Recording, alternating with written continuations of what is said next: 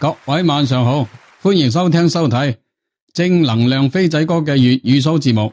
因為過去幾期飛仔哥嘅講抗日節目存在正能量不足、穿着唔得體等原因，飛哥又俾平台限流啦。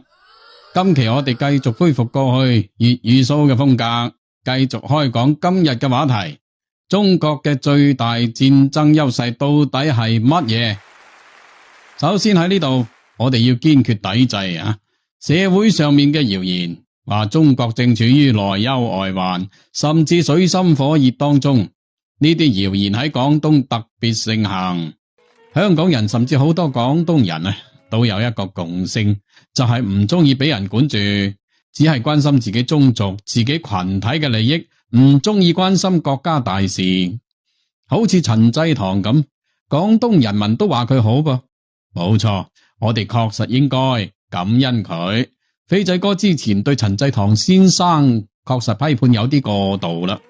睇翻過去民國呢幾十年嘅歷史，將國家民族衰敗嘅責任推俾某一個人，確實係有啲沉重，甚至有啲過分添。只要能夠令到所管轄嘅大部分人民過得幸福、平平安安，就係人民嘅英雄、人民嘅好官、好領袖啦。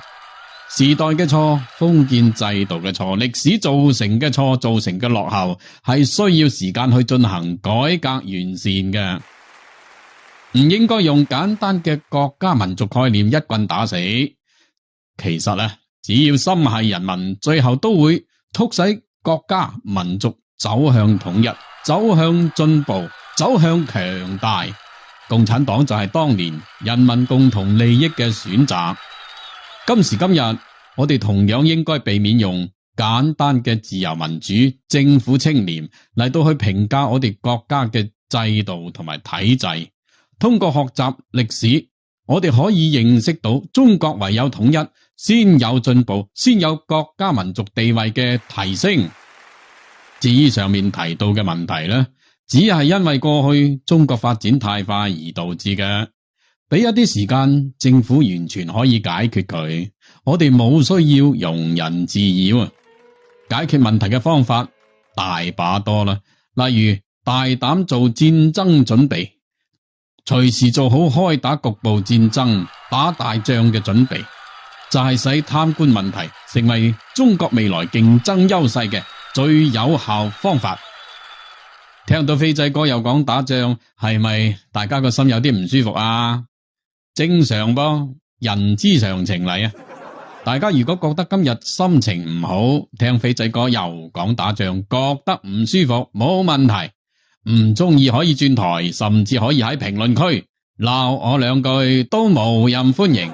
我哋媒體人嘅工作就係等大家有表達嘅平台，通過群眾嘅討論，虛偽傳真，留低正能量嘅真理，使我哋國家民族因此而實現強大。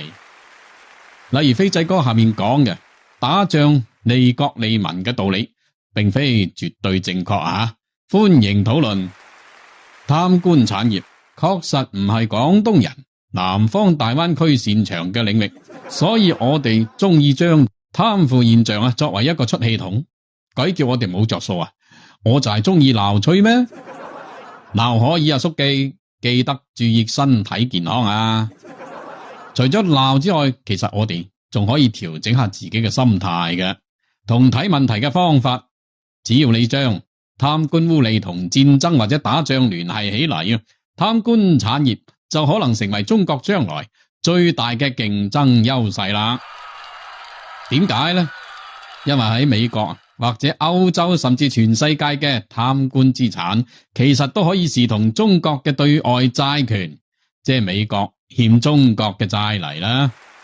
美國咪話打台灣就公布中國貪官資產冇問題點解飛仔哥認為中國政府雖然唔會主動講，但係其實心裏邊係非常希望甚至歡迎佢哋公開，因為咁樣做呢，就正好幫我哋國家封堵住咗外逃資金嘅缺口。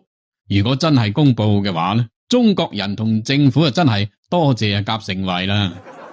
因為中國到時可以以呢個為借口向美國追債啊嘛。只要佢哋唔還，中國就可以企喺法律同埋道德嘅制高點。我哋可以話，哦，原來真正支持貪官、掏空顛覆中國嘅係你美國政府呢個敵對勢力啊，仲唔捉到你應？到時中國嘅對台戰爭、對日戰爭就會多出一條高大上嘅理由，為咗中國人民嘅利益不受侵犯，守衛人民財產嘅安全，必須對支持貪官嘅美國現政府嘅爪牙國家開戰，達到逼美國還錢嘅目的。講笑啫吓，無論境內貪官定係走去美國嘅貪官，最後一定都會還富於民，將財富還俾中國人民。到時無論港澳同胞或者國內同胞，廣東鄉里都會全民受益，我哋就可以繼續摁摁腳，享受國家帶嚟嘅戰爭福利啦。喂，大家話係咪一個最大嘅利好啊？